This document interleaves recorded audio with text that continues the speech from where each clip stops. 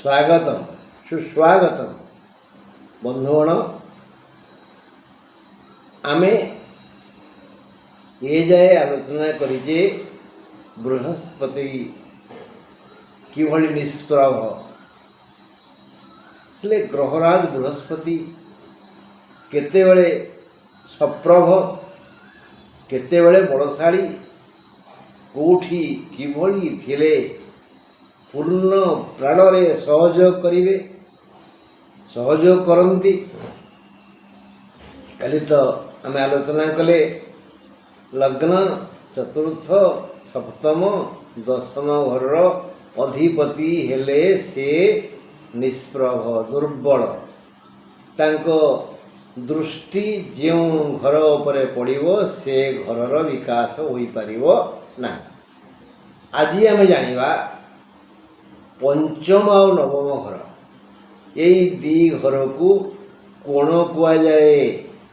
कोण अर्थ लक्ष्मी बसवा स्थान घरर बहु लुचिकी बसती कोणे तेणु जातक यही दुई घर को पंचम और नवम यही दुई घर को कोण कुआ जाए।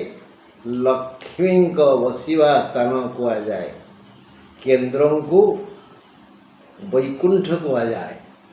विष्णु को बसवा स्थान जदि जातक बृहस्पति कोणाधिपति माने पंचम और नवम घर अधिपति तेबे से जही तही थिले भी